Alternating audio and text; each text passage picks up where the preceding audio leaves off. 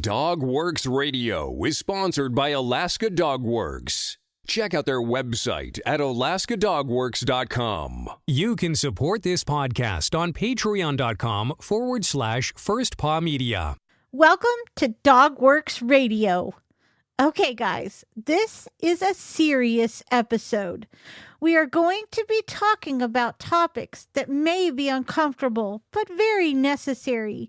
As you know, owning a dog is a lifetime commitment, and sometimes things happen, and dog owners need a trusting family member or friend to step in and help out. Dogs rely on their owners for everything from food and veterinary care to grooming and exercise. When you see a friend or family member falling short in caring for their dog in one or more of these areas, it's only natural to have concerns. If someone is dealing with depression, they might be neglecting their dog's needs and their own. Even basic routines can start to feel overwhelming. But how do you talk to someone about what you're noticing without sounding critical or judgmental? On the one hand, your priority might be to ensure that their dog is receiving proper care. On the other hand, you don't want to risk pushing your loved one away, especially when they might need help the most. The way you voice your concerns can affect how receptive this person is to an offer of assistance. If you feel nervous about having this conversation, we've got you covered. On today's episode, we're going to talk about advice on when and how to offer someone help with their dog. But before we get started, after the episode, ask yourself, what new ideas has this conversation sparked for you? Then share this episode with a family member or friends and discuss it together. As always, you can ping me over on Instagram at First Paw Media. Just remember, dog training is a big commitment and accountability is a huge part. You can do it. I believe in you.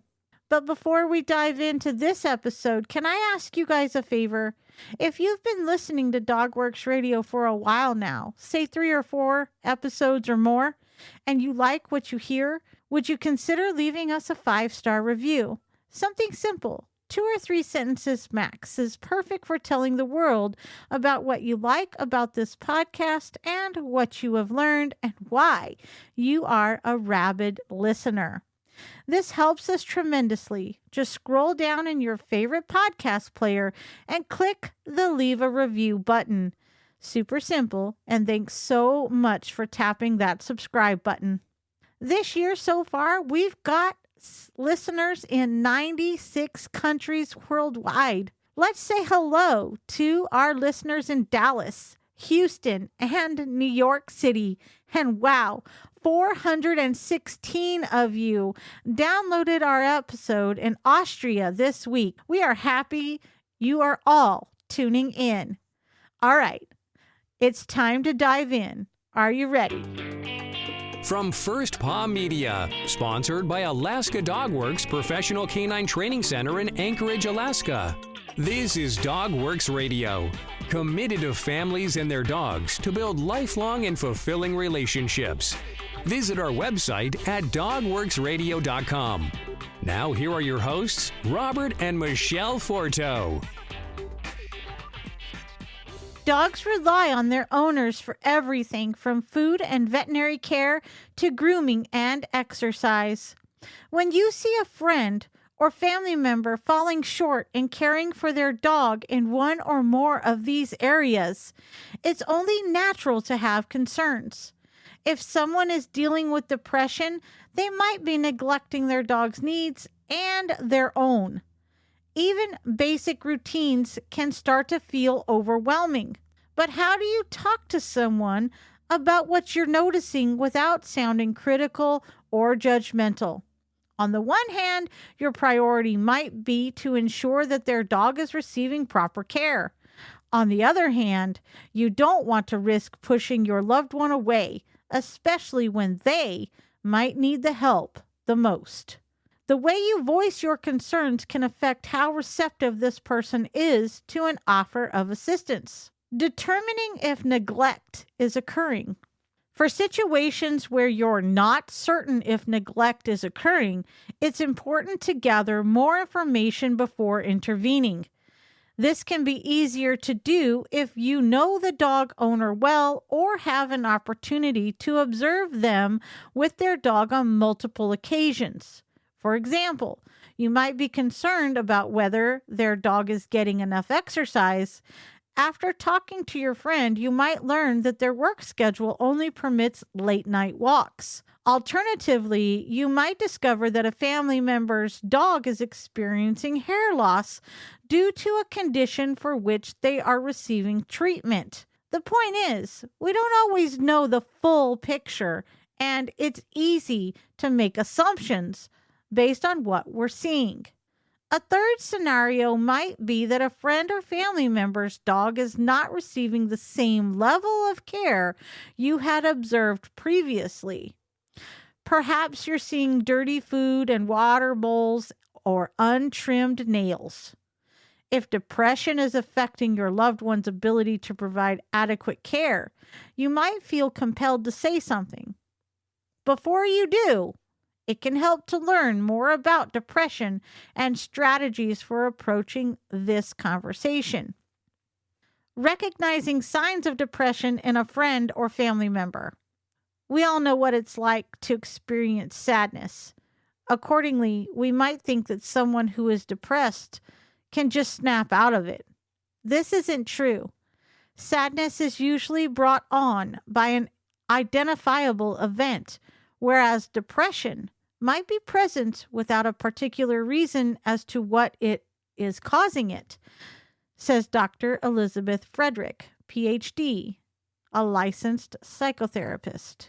Another key difference is that sadness can come and go while clinical depression persists for at least 2 weeks and often has a negative impact on a person's quality of life, according to the National Institute of Mental Health. People who experience depression may find it difficult to carry out daily routines, including pet care. Depression often results in feelings of hopelessness, helplessness, and despair, which makes it difficult to see beyond these feelings, Dr. Frederick adds. Other signs of depression in humans include consistently low moods or irritability, changes in appetite, difficulty falling or staying asleep, loss of interest in previously enjoyed activities, withdrawing from social interactions or isolating themselves, loss of energy and motivation, increased pain or fatigue. Dogs can pick up on these signs of depression, as well as changes in their owner's behavior. Moreover, depression can disrupt the very routines, like regular meals and walks, that help dogs thrive. Knowing when to intervene. Depression can overwhelm a person's ability to cope with stress. If a dog has behavioral issues such as excessive barking, unwanted chewing, or even leash pulling, the owner might withdraw from recreational activities, feel reluctant to have friends come over, and avoid taking their dog out in public. Avoidance behaviors like these can compound their sense of isolation, making it harder to reach out for help. It is important to ensure that you are showing up with empathy and support when a loved one is struggling with depression, Dr. Frederick says.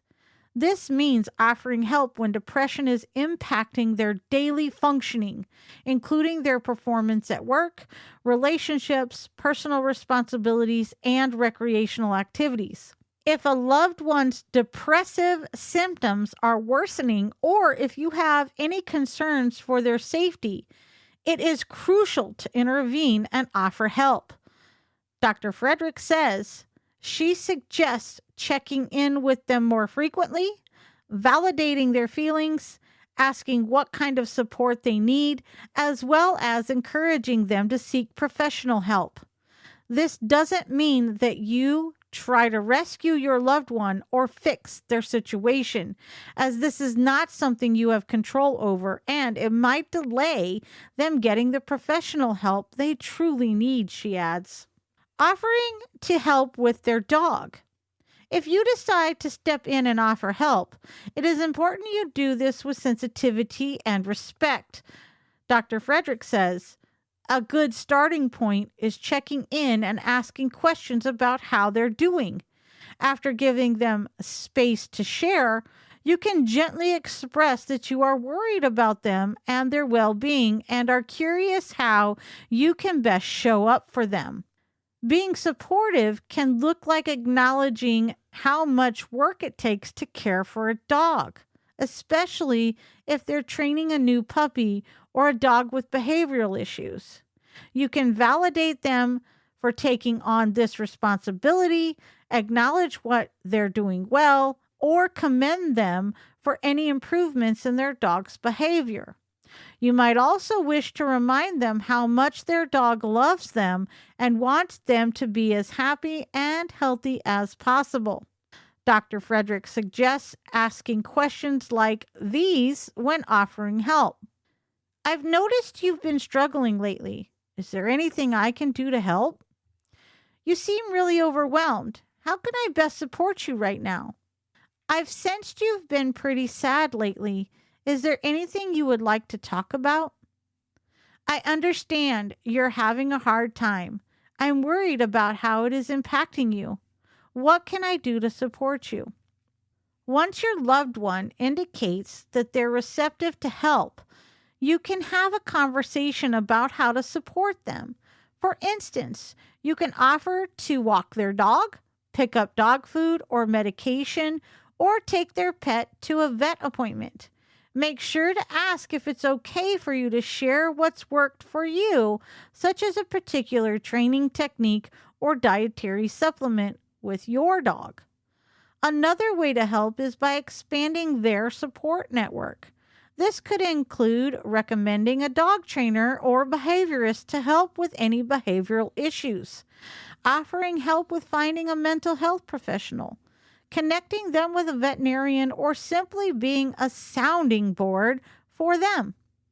It is in everyone's best interest for your loved one to be assessed by a mental health professional who can determine how to best help them, as well as to assess for any potential risk factors, Dr. Frederick says. Preparing for negative reactions.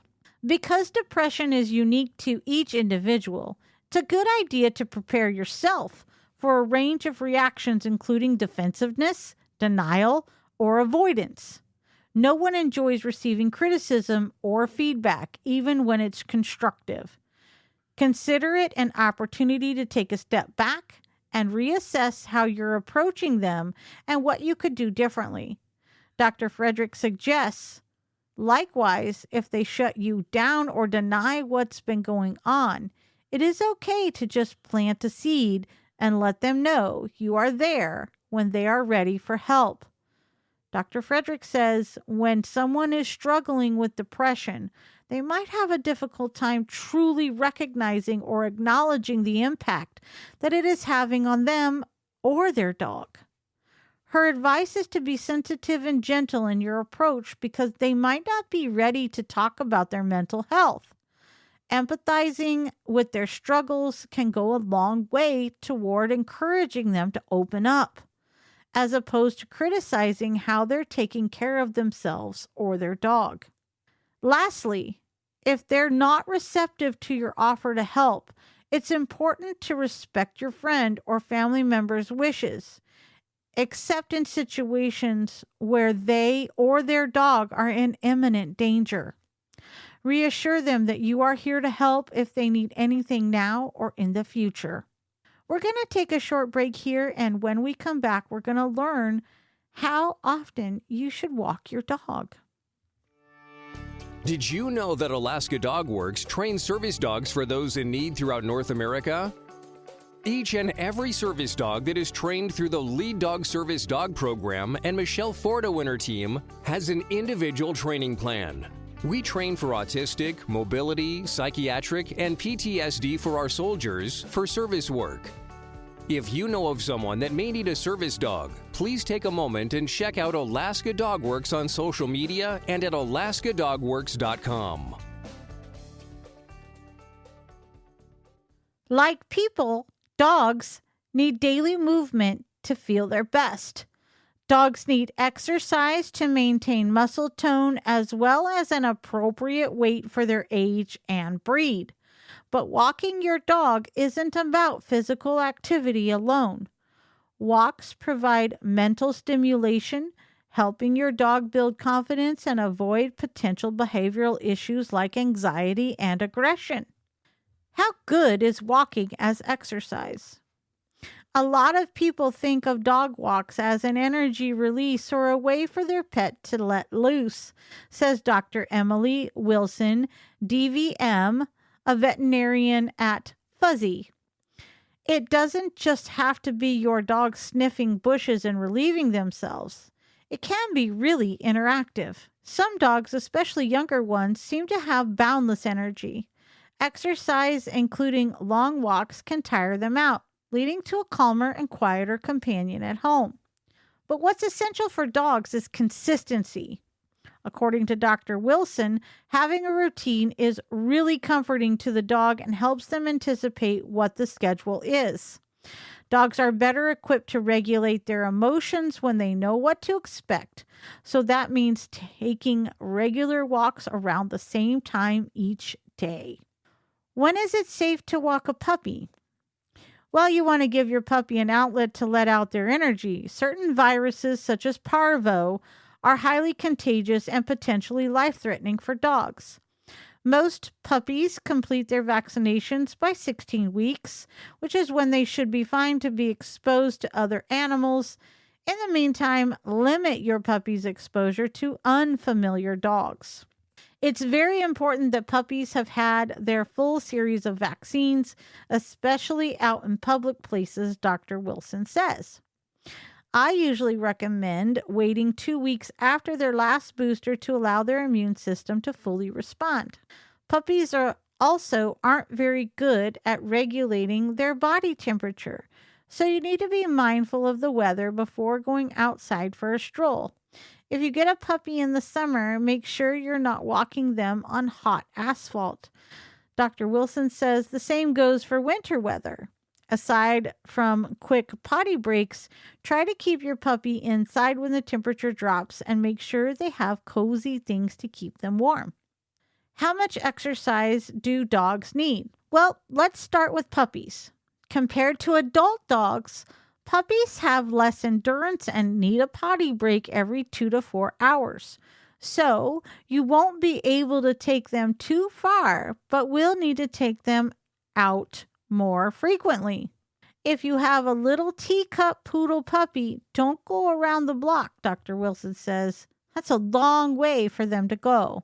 Puppies also need to be comfortable walking on a leash before tackling a full-fledged walk. Practice with them in a secure space like the backyard. Start small by walking your puppy up and down in front of the house and build up from there. Oftentimes, puppies have to relieve themselves right after they eat, so correlating your walks with that can help make potty training more successful, says Wilson. With a 10-week-old puppy, you might go out for a 10-minute walk 2 or 3 times a day. For the first few months, it's best to stick with short and frequent walks. Adult dogs. If your dog hasn't been too active or is out of shape, a 10 to 15-minute walk is a great starting point. As with puppies, keep the walk short and positive. Check to see your dog's pace and if they're trailing behind or walking ahead of you. You may need to slow down or pick up the pace. If your dog doesn't have any underlying health concerns, you can gradually increase the length of the walk or take them out twice a day. How often you walk your dog depends on your schedule as well as your dog's energy level and individual personality. Dogs with mobility issues can benefit from short walks to avoid joint stiffness and inflammation. A harness is a great option for helping bigger dogs get around. Senior dogs. If your dog is willing and able to walk, exercise is an excellent way to keep them fit and active.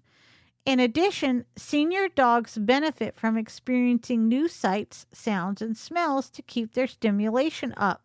The pace just needs to be slower, Dr. Wilson says. If your dog has arthritis, slow and frequent movement is beneficial for them. Consult with your veterinarian and monitor your dog for signs of pain and fatigue, such as limping, stopping, laying down, panting hard, or having difficulty getting on or off curbs. If the walk is too long or strenuous, have your dog ride in a wagon or stroller to give them a break.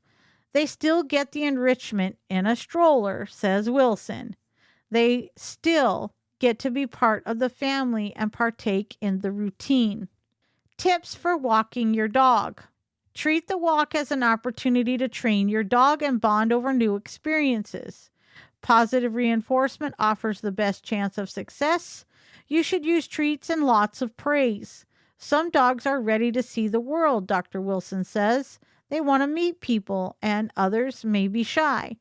Her advice is to adapt the walk to your dog's comfort zone. You want your dog to be confident and not feel overwhelmed by people or other dogs. For puppies and older dogs, be mindful of the wear and tear on their joints. Keep a casual walking pace and limit their time on asphalt or concrete by opting for grass or wooded trails. You can also use dog booties or paw protectors if their feet tend to get cracked or damaged. If your dog is going to be tagging along for jogs or bike rides, Dr. Wilson recommends waiting until they are a year old, especially with the bigger breeds. You don't want a lot of concussive forces on hard surfaces, she says. What can you do besides walks for exercise? You don't need to venture far to give your dog some worthwhile movement. Training your dog at home or in the backyard can offer them mental enrichment. Once your dog has learned basic commands like sit, stay, and down, move on to new, more challenging tricks. You can even consider training for obedience or rally together. Other activities to try are scent work, nose work, and dog agility. If your dog is food motivated, you can hide treats around the house to get them moving or use interactive toys. Get creative. Try different activities and most of all, make it fun and positive for your dog. Think of exercise as a form of preventative care that will go a long way toward reducing illness and improving your dog's health and well-being. As dogs get older and evolve, it should be something they look forward to, Dr. Wilson says. I know, guys, this was a pretty deep episode, but let's take a moment and press pause for a sec. Maybe ask yourself, why did this resonate with me? What aspect of my relationship with my canine buddy could I apply this to? And what am I going to do differently this week to make my dog's training a little easier? So take time to mull it over, talk it out with a family member or trusted friend, put some ideas down in your training journal, and then check back next week for our next episode. And as always, I look forward to hearing your thoughts on this episode. So reach out and DM me over on Instagram at First Paw Media, and let's spark a conversation. Until then, keep going. You're doing great. It is time to create the relationship with your dog that you've always dreamed of. Thanks for listening to DogWorks Radio. Find the show notes for this episode and all others at alaskadogworks.com. And if you know someone in your life who needs help with their dog's training, be a hero and share our podcast with them. And we will see you next time. From First Paw Media, this is DogWorks Radio. We hope you enjoyed this podcast, and we invite you to subscribe in Apple Podcasts, Spotify, Stitcher, or wherever you get your podcasts. You'll find a link on the episode notes. You can tap or swipe on the episode cover art, and you'll see some offers from our sponsors. You can support our show by supporting them.